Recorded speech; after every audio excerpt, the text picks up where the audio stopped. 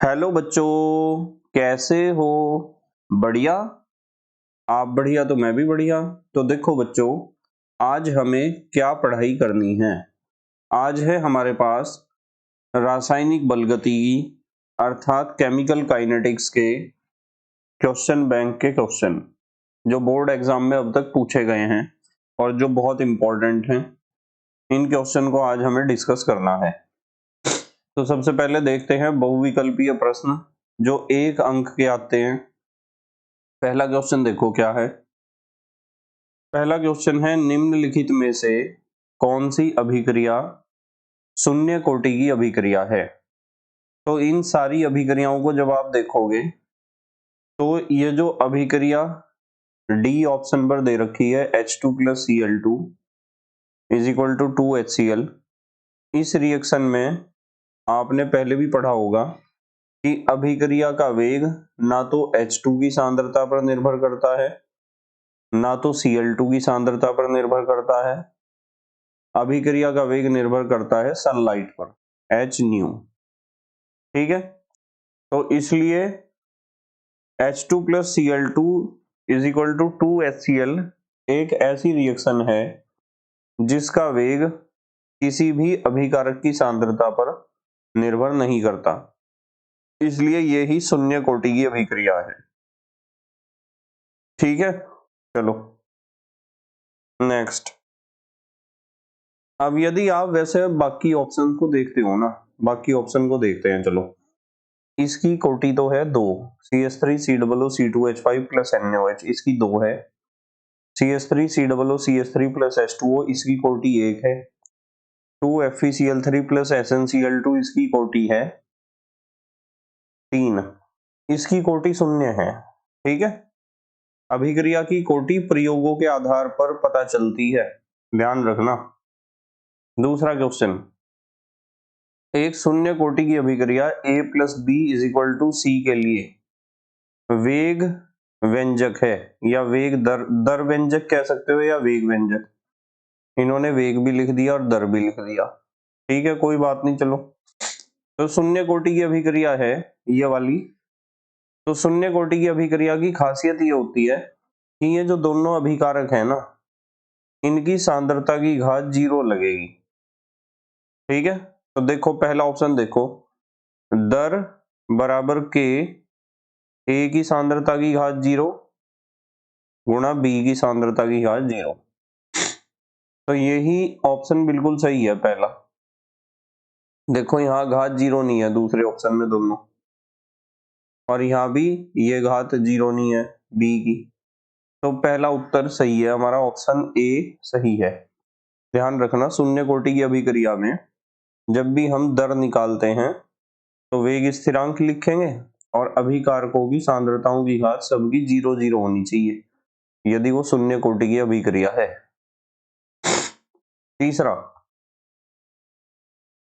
dx upon dt directly proportional to a के सांद्रता की घात 0 ही अभिक्रिया की कोटि है। अभी बताया, जब अभिकारकों की सांद्रता की घात 0 होती है तो वो होती है शून्य कोटि की अभिक्रिया। तो कौन सा ऑप्शन सही है? ए। अगला क्वेश्चन,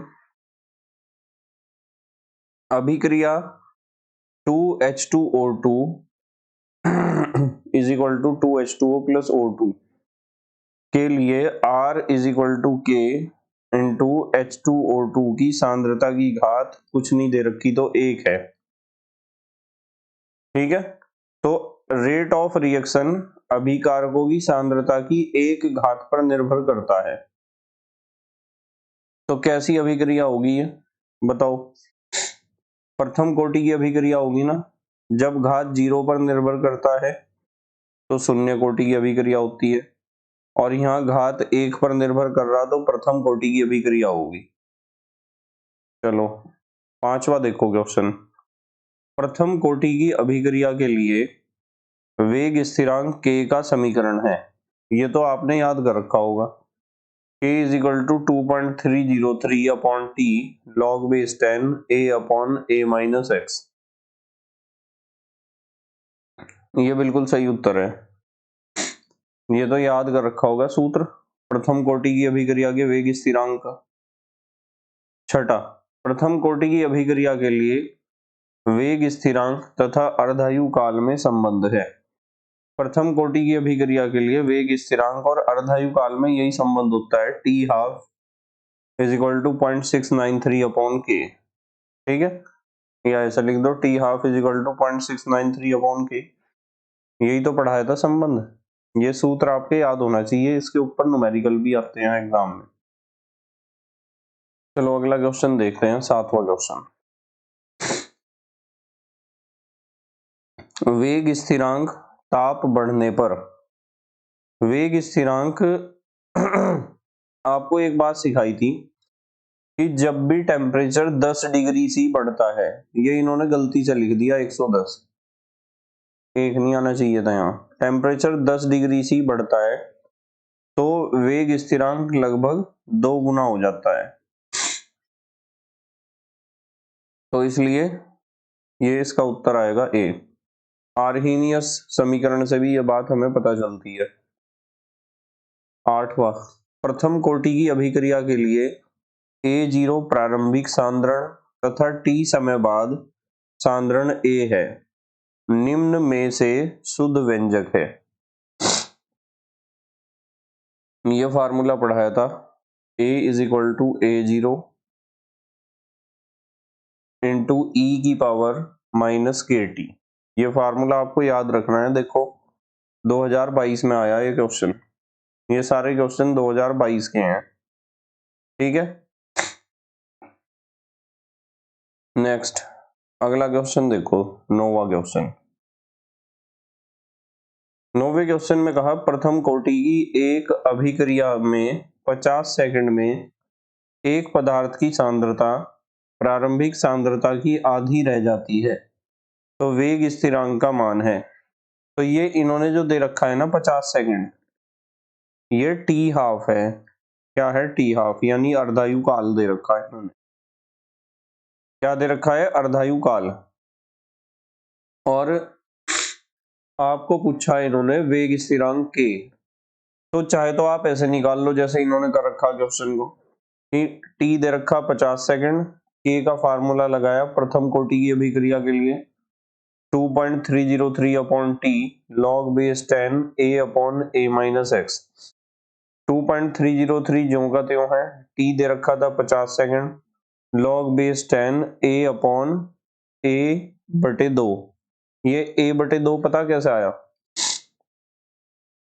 इस पार्ट को देखो ध्यान से। प्रारंभिक सांद्रता मान लो हमारी ए है और 50% अभिक्रिया हो चुकी है, तो हम यहां लिखेंगे कि a माइनस एक्स का मतलब है a में से कितना हिस्सा टूट गया है? a का आधा। तो ये हो जाएगा a अपॉन a में से आधा a घटाओगे तो आधा a ही तो बचेगा। a से a कट जाएगा, 2 पहुंच जाएगा ऊपर। तो ये दे रखा है इन्होंने a अपॉन a बाई 2। इसमें a से a कट गया, 2 चला गया ऊपर हमारा, तो हमारे पे बचा 2.303 अपॉन 50 इंटू लॉग 2। और log 2 की वैल्यू कितनी होती है? ये तो यहीं रहेगा, 2.303 रहने दो इसे, अपॉन 50। और log 2 की वैल्यू याद होगी 0.3010। अब आपको इस दशमलव को हटा के नीचे, इस दशमलव को हटा के नीचे आपको 10 की घात 3 लगानी है, और इस दशमलव को हटा के नीचे 10 की घात कितनी लगानी है? 4। ठीक है, और इस जीरो से एक जीरो काट दो और इन दोनों की गुणा कर दो, 2303 की और 301 की गुणा कर दो, और बटे में आपके पास है 5 और गुणा 10 की घात 4 और 3 7। ठीक है, अब आप इन दोनों की गुणा करोगे और 5 से इसे भाग करोगे, ये तो काम कर ही लोगे। और 10 की घात 7 यहाँ प्लस की है, ऊपर जाके हो जाएगी माइनस की। तो हमारे पास ये उत्तर आएगा 1.38 गुणा 10 की घात -2 सेकंड। ठीक है, एक तो तरीका ये है इस सवाल को करने का, पर इस सवाल को करने का एक इससे भी आसान तरीका है। इन्होंने ये 50 सेकंड क्या दे रखा है, टी हाफ, और पूछा क्या है, वेग स्थिरांक। वेग स्थिरांक को किससे प्रदर्शित करते हैं, के से। तो आपको ये फार्मूला तो पता ही होगा, k is equal to 0.693 upon T half.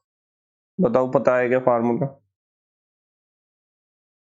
तो 0.693 upon T half, T half की वैल्यू कितनी है, 50। बस 0.693 को 50 से भाग करनी है, और आप चाहो तो इस दशमलव को यहां से हटा के नीचे लिख दो 10 की घात 3, और 693 को 50 से भाग कर दो, और नहीं कर सकते तो 693 को भाग कर दो 5 से, और इस जीरो की भी मैं घात लगा रहा हूं यहाँ, ये हो जाएगी 10 की घात 4। अब इसे तो भाग को कर ही लोगे आप, जो भी भाग करके आएगा उसे आपको 10 की घात 4 से भाग करनी बस, यानी दशमलव सरकाना 4 अंक इधर। इन दोनों का जो भी भागफल आएगा उसमें दशमलव 4 अंक इधर सरकाना है आपको। ठीक है, उत्तर आ जाएगा आपका बिल्कुल यही उत्तर आएगा। ठीक है, करके देख लेना चाहिए। तो इसलिए ये ज्यादा आसान तरीका है जो मैंने अब बताया। जो आसान होता है उसी तरीके को अपनाना चाहिए। 10वां, प्रथम कोटि की अभिक्रिया के 90% पूर्ण होने में लगा समय होता है। एक तो आप इस चीज को बिल्कुल याद कर लेना, प्रथम कोटि की अभिक्रिया के 90% पूर्ण होने में लगा समय जो होता है वो अर्ध आयु का 1.1 गुना होता है। इस चीज को याद कर लेना आप। ठीक है, अर्ध आयु का 1.1 गुना नहीं, 3.3 गुना। ये एक तो इसे याद रखना, और इसे हल करने के तरीके कई हैं। जैसे एक तरीका इन्होंने दिया, प्रथम कोटि की अभिक्रिया के लिए अर्धायु काल का फार्मूला लिख दिया 0.693 बटे के, इसे कह दिया ये समीकरण नंबर 1 है।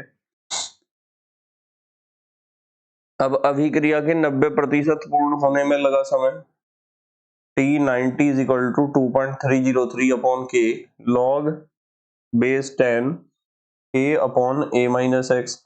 2.303 upon k log base 10, प्रारंभिक सांद्रता हमने 100 ले ली, तो यहाँ a की जगह भी 100 लिखा, और इस वाले a की जगह भी 100, और 90% रिएक्शन पूरी हो चुकी है, तो x की जगह लिखा 90। तो ये कितना हो जाएगा, ये हो जाएगा, इस हिस्से को देखो, ये हो जाएगा 100 बटे 100 में से 90 गया 10, ये 0 से 0 गया, तो ये 10 आ जाएगी इसकी वैल्यू। तो यहाँ लॉग, ये देखो लॉग बेस 10 और लॉग 10 है, 2.303 अपॉन के लॉग 10, और लॉग 10 की वैल्यू कितनी होती है आपको पता है ना, 1। तो इसे लिखने की जरूरत ही नहीं है, आप सिर्फ 2.303 अपॉन के लिखोगे। तो क्या हुआ, ये तो थी हमारी T half is equal to 0.693 upon K, ये तो थी समीकरण नंबर 1, और यहाँ आया T90 is equal to 2.303 upon K, ये होगी समीकरण नंबर 2। अब आप समीकरण 2 को समीकरण 1 से भाग करोगे, तो T90 तो है हमारा, T90 ऊपर रख दिया, टी हाफ नीचे, हल करोगे तो 3.3 आएगा, यानी T90 is equal to 3.3 T half. कर लोगे ना। देखो समीकरण 2 क्या है हमारी, समीकरण 2 है T90 is equal to 2.303 upon के, 2.303 अपॉन के, और समीकरण 1 है T half is equal to 0.693 upon K. तो के से तो के कट ही गया, और 2.303 ऊपर आ गया, 693 पॉइंट का नीचे आ गया। देखो यही तो था, यहाँ देखो 2.303 ऊपर है और 0.693 नीचे, इन्हें हल करा तो 3.3 आया, और टी हाफ की तो गुणा इधर होनी ही है फिर, तो T90 is equal to 3.3 into T half. एक तो तरीका ये है। अच्छा, एक तरीका और भी है, आप इसे सवाल को ऐसे भी कर सकते हो कि आपको 90% अभिक्रिया पूर्ण होने में समय निकालना है। तो आप एक काम करो पहले तो T90 का फार्मूला लिख लो। T90 is equal to 2.303 upon K log A की जगह ये लिखा 90% होगी ना, अपॉन ए माइनस एक्स, ये लिख लो, और अपॉन में लिख लो टी हाफ का। T half is equal to 2.303 upon K log, जब आधा रिएक्शन हो जाता है तो ऊपर तो 100 ही लिखा जाएगा, बटे में लिखा जाएगा 100 माइनस 50। अब इससे तो पूरा कैंसिल हो रहा है, हमारे पास बच रहा T90 तो ऊपर बच रहा और टी हाफ बच रहा नीचे, और वहां बच रहा ऊपर 100 बटे नहीं, ऊपर हमारे पास लॉग भी तो बच रहा ना, ऊपर बच रहा लॉग, ऊपर बच रहा लॉग 100 बटे 10 और नीचे बच रहा लॉग 100 बटे 50। यहाँ तो log 10 की वैल्यू लिखनी, और 5 से ये कटेगा 20 बार, तो ये हो जाएगा आपका T90 upon T half is equal to, ऊपर तो आया log 10 और नीचे आया आपका log 20। ठीक है, अब log 10 की वैल्यू और log 20 की वैल्यू लिखनी है आपको, या फिर आप इसे log 10 बटे log 20 आया ना, इधर कर दूं लेफ्ट साइड में। log 10 की वैल्यू तो होती है 2, ठीक है, आपको बताया log 10 की वैल्यू, log 10 की वैल्यू 2 नहीं होती है, रुको, log 10 की वैल्यू 1 होती है, यहाँ तो 1 आ गया बटे, और log 20 की वैल्यू निकालनी है तो log 20 को आप लिख सकते हो log 2 गुणा 10। अब देखो 1 अपॉन log 2 की वैल्यू तो यहाँ लिख देंगे हम, ठीक है, प्लस log 10, यही तो है log का नियम की गुणा में जुड़ जाते हैं। log 2 की वैल्यू होती है 0.3010 और log 10 की वैल्यू 1, तो 1 अपॉन 0.3010 आएगा, और जब इसे आप यहाँ से दशमलव को हटा के ऊपर लगाओगे 4 जीरो, तो आपको 10,000, एक जीरो से जीरो कट जाएगा, 1000 को भाग देनी है 301 से, ठीक है, 301 है, ये जीरो नहीं लिखना, भाग दोगे ना तो 3 तिया 9, 3 तिया 9, 3 तिया 9, यही तो होगा, तो आपका यही आ जाएगा उत्तर 3.3। समझ रहे आप, तो चाहे ऐसे सॉल्व कर लो, आपकी मर्जी है, जो तरीका आपको अच्छा लगता है उस तरीके से आप सॉल्व कर सकते हो। चलो अगला क्वेश्चन देखते हैं क्या है।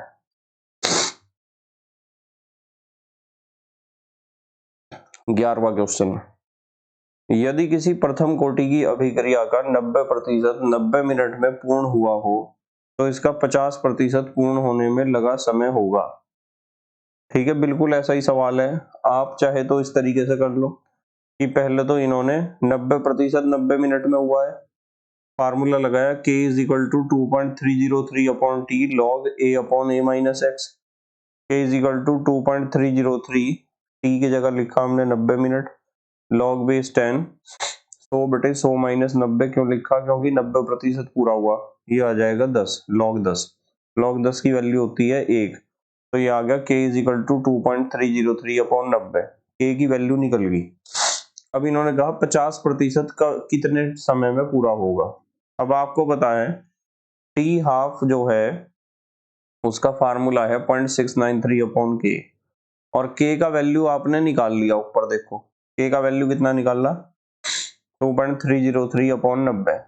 तो के की जगह हमने लिखा, के की जगह हमने लिखा ये तो 0.693 है, और के की जगह लिखा हमने 2.303 अपॉन 90। तो 90 तो ऊपर चला जाएगा ना गुणा में, इसलिए इन्होंने ऊपर लिख रखा है। और कैलकुलेट करोगे तो ये आ जाएगा 27.08 मिनट या 27 मिनट। इसे कैलकुलेट करोगे ना, कर लोगे गुणा भाग तो। चलो 12वां क्वेश्चन देखो। अभिक्रिया A is equal to B में अभिक्रिया की दर अभिकारकों की सांद्रण 4 गुना बढ़ाने पर 2 गुना बढ़ जाती है। ध्यान से देख लेना इस सवाल को। अभिक्रिया की कोटि है, ये यूं कह रहे कि सांद्रता आपने 4 गुना बढ़ाई तो अभिक्रिया का वेग हुआ 2 गुना। तो 4 की घात कितनी चढ़ाओगे आप? 1/2 ही तो चढ़ाओगे, जब भी तो वैल्यू 2 आएगी। घात 1/2 को अंडर रूट नहीं कहते हैं, अंडर रूट 4 की वैल्यू तो होती है 2। तो घात 1/2 चढ़ी, तो ऐसी अभिक्रिया की कोटि ये होगी 1/2। ये उत्तर सही है। इन्होंने दे रखा है सी, सी गलत है, इसका उत्तर ध्यान रखना, इसका उत्तर बी है। ठीक है, ध्यान रखना। 13वां सवाल, यदि कोई अभिक्रिया निम्न समीकरण का पालन करती है, K is equal to 2.303 upon T log base 10 a upon a minus x, तो अभिक्रिया की कोटि होगी। सीधी बात है, ये तो प्रथम कोटि की अभिक्रिया के लिए वेग स्थिरांक का समीकरण है या फार्मूला है, कर लोगे। नेक्स्ट, अगला, एक प्रथम कोटि की अभिक्रिया की अर्धायु 400 सेकंड है, इसका वेग स्थिरांक बताओ। देखो नीचे देखो, वेग स्थिरांक का फार्मूला है 0.693 upon T half, T half दे रखा है इन्होंने 400, निकल जाएगा आंसर 1.73 गुणा 10 की घात -3। ये उत्तर पहला ही सही है, ए 1.73 गुणा 10 की घात -3 सेकंड इनवर्स।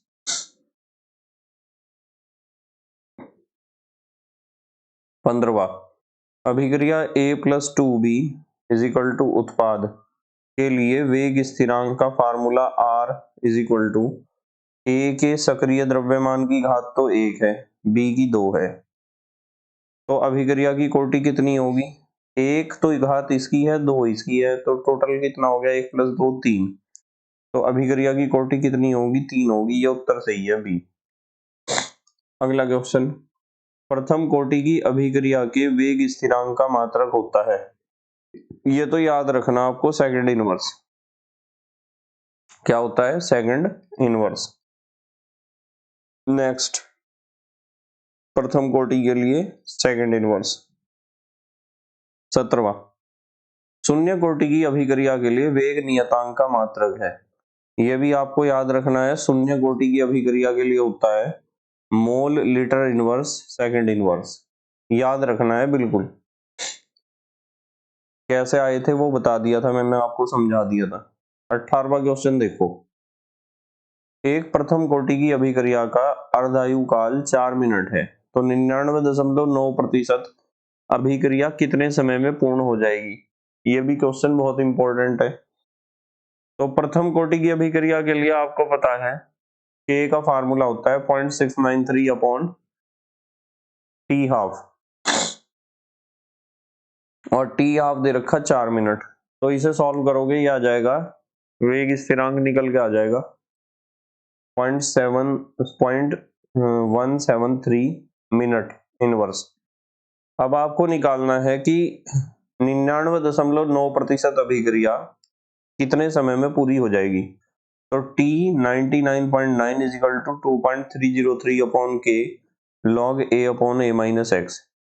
A मान लिया आपने 100, तो A माइनस एक्स मानोगे आप 100 में से कितने परसेंट हुई रिएक्शन? 99.9 घटा दोगे तो 0.1 आ जाएगा। तो ये हो जाएगा T 99.9 is equal to 2.303 upon 0.173 गुणा log a की जगह तो 100 लिखा, a माइनस एक्स की जगह लिखा 0.1। अब आपको पता है कि यहाँ से इस दशमलव को हटाओगे आप, ये वाला जो डेसिमल है इसे हटा के ऊपर 0 बढ़ाओगे, ऊपर हो जाएगा ये log 1000, और log 1000 की वैल्यू होती है 3। 2.303 अपॉन 0.173 गुणा 3, डेसिमल से तो डेसिमल उड़ा दोगे आप और इन्हें भाग करोगे तो ये उत्तर आ जाएगा आपका 39.939 मिनट, जिसे आप लगभग 40 मिनट कह सकते हो।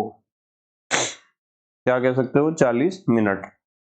अब आ जाओ आप अति लघु उत्तरीय प्रश्न पर जो 2 अंक के एग्जाम में पूछे जाते हैं। पहला क्वेश्चन है, निम्नलिखित अभिक्रिया के लिए अभिक्रिया का औसत वेग बताइए। N1A plus N2B is equal to M1C plus M2D। बहुत आसान है। इस रिएक्शन में A के विलुप्त होने की दर, वो भी अभिक्रिया का वेग है। आप माइनस का निशान लगाओगे क्योंकि अभिकारक है। 1/N1 लिखोगे क्योंकि इसके N1 मोल हैं, और concentration of delta concentration of A upon delta T। ठीक है। इसी तरीके से B के विलुप्त होने की दर जो होगी वो भी अभिक्रिया का वेग होगा। इसके लिए भी फार्मूला माइनस का निशान लगाओगे, delta B upon N2 delta T। सिखा रखा है कि जो मोलों की संख्या है उसे अपॉन में लिखते हैं और माइनस का निशान प्रयोग करते हैं अभिकारकों के साथ। ठीक है। अगला देखो, C के बनने की दर, C के कितने मोल हैं? M1, तो प्लस का निशान लगेगा ही C और D में, मोल बटे में जाएंगे ही, ऊपर तो delta C upon delta T और ऊपर delta D upon delta T। तो रस समीकरण मिति के अनुसार ये सारे आपस में बराबर होंगे। देखो सारे बराबर कर दिए। यहाँ प्रत्येक पद अभिक्रिया के औसत वेग को दर्शाते हैं।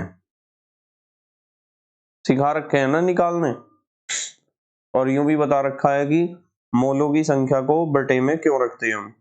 दूसरा क्वेश्चन देखो, एक परिस्थिति बताइए जिसमें एक द्विअणुक अभिक्रिया बलगति रूप से प्रथम कोटि की अभिक्रिया होती है। भाई जब एक अभिकारक अधिक मात्रा में उपस्थित होता है तो इस परिस्थिति में इसकी सांद्रता नियत रहती है, यानी 2 अभिकारक हैं पर उनमें से एक की सांद्रता बदल ही नहीं रही, जैसे जल की सांद्रता कभी नहीं बदलती, वो इसलिए अभिक्रिया की आणविकता तो 2 होगी पर कोटि होगी 1। तीसरा question, 2A plus B is equal to C, अभिक्रिया के लिए वेग समीकरण लिखिए यदि अभिक्रिया की कोटि शून्य है तो सबकी घात 0 चढ़ा दो। अभिक्रिया का वेग is equal to K into A के सक्रिय द्रव्यमान की घात 0 इंटू B के सक्रिय द्रव्यमान की घात 0। सक्रिय द्रव्यमान को आप सांद्रण भी कह सकते हो, और जब इन दोनों की घात 0 होगी तो इनका वैल्यू 1 है दोनों का, इसका भी 1 इसका भी 1, तो ये हो जाएगा वेग is equal to K। Fourth question, निम्नलिखित अभिक्रिया 2NO gaseous plus O2 gaseous is equal to 2NO2 gaseous के लिए आप वेग नियम को कैसे ज्ञात कर सकते हैं। भाई आप जो है ना इनकी अभिकारकों की सांद्रता दुगनी करके देखोगे कि अभिक्रिया का वेग कितना गुना हो जाता है, उसके हिसाब से इनकी घात चढ़ाओगे सांद्रण की। हम इस अभिक्रिया के वेग का वेग प्रारंभिक सांद्रताओं के रूप में एक अभिकारक की सांद्रता को नियत रखकर एवं अन्य अभिकारक की सांद्रता को परिवर्तित करके अथवा दोनों अभिकारकों की सांद्रता में परिवर्तन के द्वारा ज्ञात कर सकते हैं। यानी अभिकारकों की सांद्रता दुगनी कर करके देखोगे अभिक्रिया का वेग कितने गुना हो जाता है। पांचवा, इस प्रकार की अभिक्रियाओं के लिए कोटि तथा आणविकता समान मान रखती है। यदि अभिक्रिया एक प्राथमिक अभिक्रिया है यानी सरल अभिक्रिया है तो उसकी कोटि और आणविकता एक जैसी हो सकती है। छठा, R is equal to P यानी reactant is equal to product यानी अभिकारक इज इक्वल टू उत्पाद। अभिक्रिया के लिए अभिकारक की सांद्रता 0.06 m से 20 मिनट में परिवर्तित होकर 0.02 m हो जाती है। औसत वेग की गणना कीजिए। औसत वेग बराबर सांद्रता में परिवर्तन बटे समय अंतराल। 0.06 होगी और पहले थी 0.02, नहीं पहले तो थी 0.06, अब होगी 0.02, घट गई ना, और टाइम लगा 20 मिनट का। तो कैलकुलेट करोगे इतने मोल प्रति लीटर, ये होगा। अभिकारक की तो इतनी घटेगी और उत्पाद की इतनी बढ़ेगी 1 मिनट में। 7वां, एक अभिक्रिया में यदि अभिकारक A की सांद्रता 3 गुनी है तो अभिक्रिया का वेग 27 गुना हो जाता है। देखो सांद्रता जब 3 गुनी करी तो वेग कितने गुना हो गया? 27 गुना। तो यहाँ घात कितनी चढ़ी होगी? 3 ही तो चढ़ी होगी घात। तो अभिक्रिया की कोटि क्या है? अभिक्रिया की कोटि 3 है बस। साफ पता चल रहा कि आपने 3 गुना कर दी सांद्रता तो वेग 27 गुना बढ़ गया, तो घात तो 3 ही चढ़ेगी फिर, और जितनी घात चढ़ती है वही होती है अभिक्रिया की कोटि। शून्य कोटि की अभिक्रिया से आप क्या समझते हो? उदाहरण द्वारा समझाइए। ठीक है, इसका वेग व्यंजक भी लिखिए। पढ़ रखा शून्य कोटि की अभिक्रिया तो इसे पढ़ लोगे। वह अभिक्रिया जिसकी दर अभिकारकों की सांद्रता पर निर्भर नहीं करती है शून्य कोटि की अभिक्रिया कहलाती है। ये एक एग्जाम्पल दिया। और व्यंजक आप ध्यान रखोगे, व्यंजक लिखा K = 1/T, A - x लिख सकते हो। वैसे A0 की कंसंट्रेशन - A की कंसंट्रेशन। शून्य कोटि की अभिक्रिया के लिए x K = होता है x/T। K का मात्रक इतना होता है mole litre inverse second inverse, ये याद रखना आपको। तो फार्मूले बता दो और K का मात्रक बता दो, शून्य कोटि की अभिक्रिया की परिभाषा दे दो। 9वां, कारण सहित बताइए कि निम्न अभिक्रिया की कोटि क्या होगी। भाई इसकी कोटि जो है, वैसे इसे ध्यान रख लेना, इसकी कोटि 3 होती है, इसकी घात तो चढ़ेगी 2 और इसकी 1। देखो नीचे घात इसकी 2 चढ़ रही, इसकी 1 है, तो कोटि कितनी हो जाएगी? 3। वैसे कोटि समीकरण देखकर पता नहीं चलती, इस बात का आपको भी समझ में आ गया होगी ये बात, लैब में जाके पता चलती है कोटि। 10वां क्वेश्चन, निम्न अभिक्रिया की कोटि को कारण सहित स्पष्ट कीजिए। ये तो वही रिएक्शन है जानी पहचानी, शून्य कोटि की अभिक्रिया है, क्योंकि अभिक्रिया का वेग ना तो H2 की सांद्रता पर निर्भर करता है ना Cl2 की, प्रकाश की उपस्थिति पर निर्भर करता है। प्रथम कोटि की अभिक्रिया के वेग स्थिरांक की इकाई ज्ञात कीजिए। वेग स्थिरांक की इकाई आपको बताया सेकंड इनवर्स होती है, या मिनट इनवर्स, या समय इनवर्स। प्रथम कोटि की अभिक्रिया K = 2.303/T log A/A - x।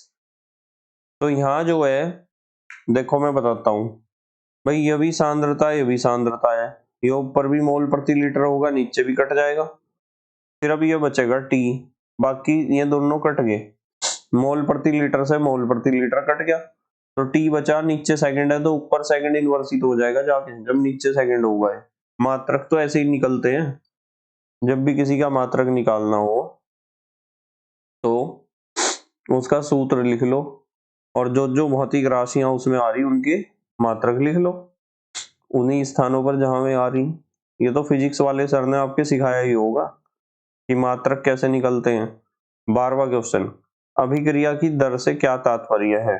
अभिक्रिया NO2 + CO = CO2 + NO के लिए प्रस्तावित क्रियाविधि निम्न है। पहला स्टेप ये हुआ, दूसरा ये।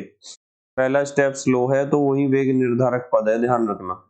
अभिक्रिया का वेग दर क्या है? वेग या दर क्या है? तो आपको देखना 2 स्टेप में रिएक्शन हुई, पहला स्टेप स्लो है और पहले स्टेप में आणविकता कितनी है? 2 है। तो हमें ध्यान रखना है कि जो मंदतम पद होता है वही वेग निर्धारक पद होता है, इसके ऊपर ही अभिक्रिया का वेग निर्भर करेगा, और यहाँ 2 अणु हिस्सा ले रहे, तो इसलिए वेग या दर बराबर K इंटू NO2 की सांद्रता की घात 2, ये होगा। ठीक है, वेग नियम कह दो या दर व्यंजक कह दो। 13वां सवाल, किसी अभिक्रिया की आणविकता से आप क्या समझते हैं? उदाहरण द्वारा अपने उत्तर की पुष्टि कीजिए।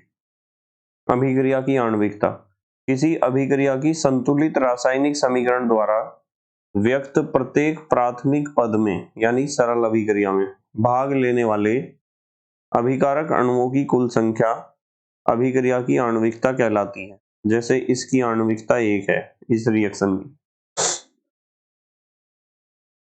14वां क्वेश्चन, डाइमिथाइल ईथर के अपघटन से CH4, H2 तथा CO बनते हैं। इस अभिक्रिया का वेग निम्न समीकरण द्वारा दिया जाता है। वेग is equal to K CH3OCH3 के सक्रिय द्रव्यमान की घात या सांद्रण की घात 3/2। अभिक्रिया के वेग का अनुगमन बंद पात्र में बढ़ते दाब द्वारा किया जाता है। अतः वेग समीकरण को डाइमिथाइल ईथर के आंशिक दाब में भी दिया जा सकता है। अतः वेग is equal to pressure of dimethyl ether की घात 3/2। यदि दाब को बार में तथा समय को मिनट में मापा जाए तो अभिक्रिया के वेग एवं वेग स्थिरांक की इकाई, भाई सीधी बात है, वेग की इकाई होगी बार मिनट इनवर्स और वेग स्थिरांक की इकाई होगी, वेग की ऊपर लिख दो और नीचे इसके सांद्रता की हो जाएगी यानी दाब की। प्रेशर है ना, तो वेग का तो ये हो गया बार मिनट इनवर्स और प्रेशर बार में नपेगा घात 3/2, तो नीचे घात 3/2 है, ऊपर जाके माइनस की 3/2 हो जाएगी। ठीक है, 3/2 का मतलब 1.5 होता है। यह घात ऊपर माइनस की 1.5 है और वहां बार की घात 1 है, तो 1.5 में से 1 गया तो आधा ही तो बचेगा, तो बार तो हो जाएगा माइनस आधा घात और मिनट इनवर्स। चलो अगला क्वेश्चन, किसी अभिक्रियक के लिए एक अभिक्रिया द्वितीय कोटि की है। अभिक्रिया का वेग कैसे प्रभावित होगा? यदि अभिक्रियक की सांद्रता 2 गुनी कर दी जाए, आधी कर दी जाए। भाई द्वितीय कोटि की अभिक्रिया है तो दुगनी करोगे सांद्रता तो घात 2 चढ़ेगी, वेग हो जाएगा 4 गुना, और आधी करोगे सांद्रता तो आधी सांद्रता करने का मतलब यह है कि इसकी घात 1/2, तो वेग जो है आधे का भी आधा हो जाएगा यानी 1/4, वेग हो जाएगा 1/4। ध्यान रखना इस चीज को, सांद्रता आधी कर रहे आप तो वेग 1/4 हो जाएगा, सीधी बात है बिल्कुल एकदम, यानी 1/4। ये देखो यहाँ लिखा हुआ है, पहले का उत्तर अभिक्रिया का वेग 4 गुना हो जाएगा, दूसरे का अभिक्रिया का वेग 1/4 गुना हो जाएगा, 1/4। आभासी एकाणुक अभिक्रिया को उदाहरण देते हुए समझाइए। बहुत इंपॉर्टेंट क्वेश्चन है, जब आणविकता तो 1 से ज्यादा हो और कोटि हो 1, समझा रखा है, बहुत इंपॉर्टेंट क्वेश्चन है। अब आ जाओ आप लघुत्तरीय प्रश्न पर जो 3 अंक के आते हैं। अभिक्रिया की कोटि से आप क्या समझते हैं? शून्य कोटि की अभिक्रिया के लिए वेग स्थिरांक का मान तथा मात्रक ज्ञात कीजिए। कोटि की परिभाषा देनी है और शून्य कोटि की अभिक्रिया के लिए वेग स्थिरांक का फार्मूला और मात्रक बताना है। अगला क्वेश्चन है, कर दोगे इसे, तो सिखा रखा है ये तो फास्ट ट्रैक रिवीजन में भी। अभिक्रिया की कोटि को परिभाषित कीजिए, यह आणविकता से किस प्रकार भिन्न है, एक उदाहरण देकर समझाइए। अभिक्रिया की कोटि एवं आणविकता में क्या अंतर है, एक उदाहरण देकर स्पष्ट कीजिए। उदाहरण देते हुए रासायनिक अभिक्रिया की कोटि तथा आणविकता में अंतर स्पष्ट कीजिए। हर साल आता है सवाल, ये ध्यान रखना। अभिक्रिया की कोटि की परिभाषा दे दी और फिर उसमें अंतर बता दिया अभिक्रिया की आणविकता और कोटि में। यह एक सैद्धांतिक मान होता है जिसे अभिक्रिया के आधार पर ज्ञात किया जा सकता है। ठीक है, क्रिया विधि के आधार पर ज्ञात करते हैं आणविकता को, यहाँ लिख सकते हो इस बात को। कोटि यह एक प्रायोगिक मान है जिसे वेग समीकरण में अभिकारकों की सांद्रताओं की घातों के योग द्वारा प्राप्त किया जाता है। आणविकता का मान शून्य नहीं हो सकता है, कोटि का मान शून्य हो सकता है। आणविकता का मान सदैव एक पूर्ण संख्या में होता है। कोटि का मान पूर्ण संख्या या भिन्नांक संख्या दोनों प्रकार का हो सकता है। आणविकता का मान सदैव धनात्मक होता है। कोटि का मान धनात्मक एवं ऋणात्मक दोनों हो सकता है। उदाहरण ये दे रखा है, इसकी आणविकता तो 2 है पर कोटि 1 है इस रिएक्शन की, क्योंकि जल आ गया ना इसमें। अभिक्रिया की कोटि समझाते हुए निम्न अभिक्रिया की कोटि कारण सहित बताइए। कोटि की परिभाषा देनी और इसकी कोटि 1 होगी। देखो इसमें जल की सांद्रता तो बदलेगी नहीं, इसकी बदलेगी सिर्फ। इसकी आणविकता तो 2 है पर कोटि 1 है, क्योंकि जहां भी रिएक्शन में जल आ जाता है जल की सांद्रता नहीं बदलती। चौथा क्वेश्चन, अभिक्रिया की गति निम्नलिखित द्वारा कैसे प्रभावित होती है? अभिकारक सांद्रण के परिवर्तन पर। भाई यदि अभिकारकों की सांद्रता बढ़ाओगे तो अभिक्रिया का वेग बढ़ेगा ही। नंबर 2, ताप के परिवर्तन पर। यदि ताप बढ़ाओगे तो भी अभिक्रिया का वेग बढ़ेगा, क्योंकि ताप बढ़ाने से अभिकारक अणुओं की गतिज ऊर्जा बढ़ जाती है तो उनकी टक्करों की संख्या भी बढ़ जाती है, इसलिए अभिक्रिया का वेग बढ़ जाता है। और ये भी बात ध्यान रखनी कि अभिक्रिया का ताप 10 डिग्री सी बढ़ाओगे तो वेग लगभग 2 गुना हो जाता है अभिक्रिया में। तीसरा, उत्प्रेरक की उपस्थिति पर। धनात्मक उत्प्रेरक प्रयोग करोगे तो वेग बढ़ जाएगा, क्योंकि वो सक्रियण ऊर्जा को घटा देगा। पांचवा, हम एक अभिक्रिया की कोटि का निर्धारण संतुलित रासायनिक समीकरण द्वारा क्यों नहीं कर सकते हैं? इसलिए नहीं कर सकते क्योंकि संतुलित रासायनिक समीकरण से हमें बिल्कुल भी इस बात का पता नहीं चलता है कि अभिक्रिया का वेग किस किस अभिकारक की सांद्रता की कितनी घात पर निर्भर करता है। समीकरण देखकर बिल्कुल भी पता नहीं चलेगा। आप जब प्रयोगशाला में जाओगे और अभिकारकों की सांद्रता दुगनी करके देखोगे तभी आपको पता चलेगा कि इस अभिकारक की सांद्रता की कितनी घात पर निर्भर करता है अभिक्रिया का वेग। ठीक है, तो प्रयोगशाला में ही पता चलेगा, समीकरण देखकर नहीं पता चलेगा। किसी रासायनिक अभिक्रिया, लघुत्तरीय प्रश्न का सेकंड पार्ट है, 4 अंक के जो आते हैं। किसी रासायनिक अभिक्रिया के औसत वेग और तात्क्षणिक वेग से आपका क्या तात्पर्य है? अभिक्रिया के वेग पर ताप के प्रभाव को संक्षेप में समझाइए। औसत वेग और तात्क्षणिक वेग हमने पढ़ लिए थे, ताप पर निर्भरता हमने पढ़ ली थी। ठीक है, और मैंने अभी बता भी दिया आपको। दूसरा, प्रथम कोटि की अभिक्रिया का उदाहरण देते हुए वेग के स्थिरांक व्यंजक का सूत्र तथा लक्षण लिखिए। प्रथम कोटि की अभिक्रिया की परिभाषा लिखनी और इसका सूत्र लिखना, वेग स्थिरांक का, और इनके बताने की k क्या है, a क्या है, a-x क्या है और x क्या है। अगला है तीसरा, प्रथम कोटि की अभिक्रिया के वेग स्थिरांक के लिए व्यंजक लिखिए और सन्निहित पदों को समझाइए।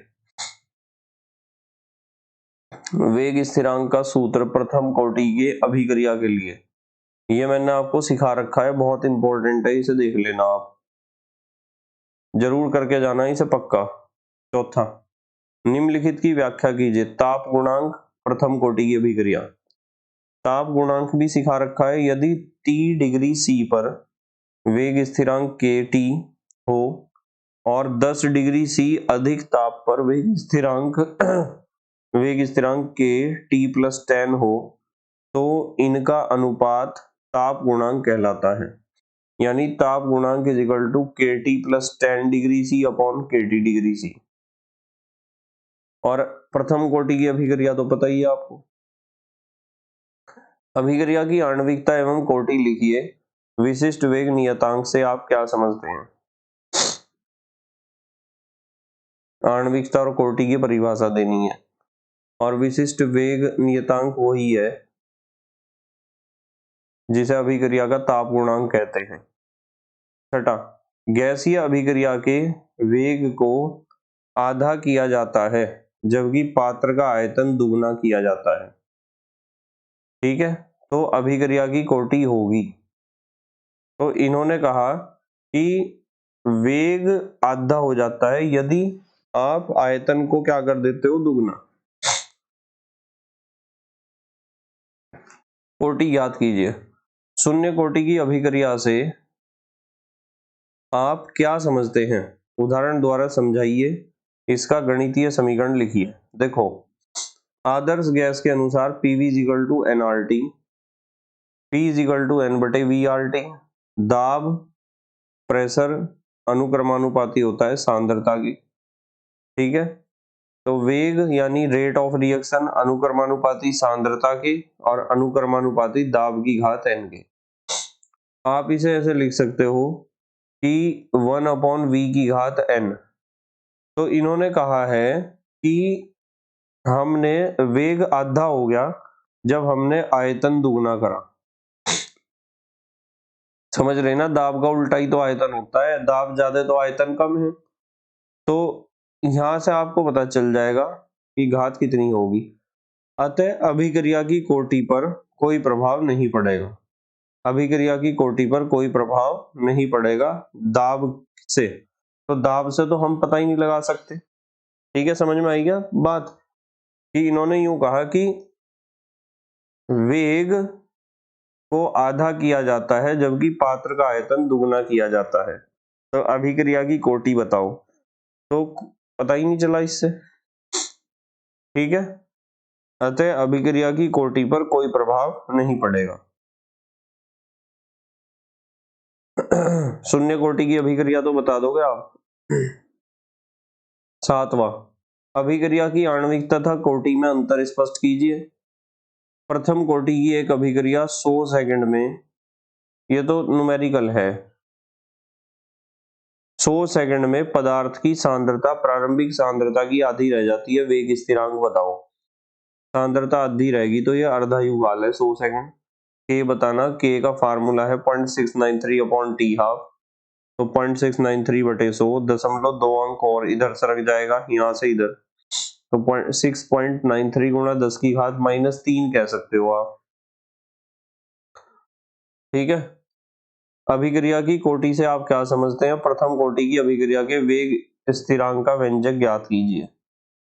अभिक्रिया की कोटि की परिभाषा लिख दो और प्रथम कोटि की अभिक्रिया के वेग स्थिरांक का व्यंजक जो है उसे निकालना आना चाहिए आपको। समाकलित वेग समीकरण जिसे कहते हैं, सिखा रखा है, उसे ढंग से सीख लेना। ठीक है, न्यूमेरिकल की अलग हम न्यूमेरिकल के अलग प्लेलिस्ट कराएंगे। आज बस इतना ही पढ़ेंगे बेटे। ठीक है, बस मेहनत और ईमानदारी से पढ़ाई करते रहो और रिवीजन करना बहुत जरूरी होता है। यदि आप अपने नोट से रिवीजन करोगे तो वो बहुत जल्दी हो जाता है नोट से। और ये वे क्वेश्चन है जो एग्जाम में बार बार पूछे जाते हैं, जो मैं आपको करा रहा हूँ। ठीक है, तो thank you very much for watching this video. Okay, bye.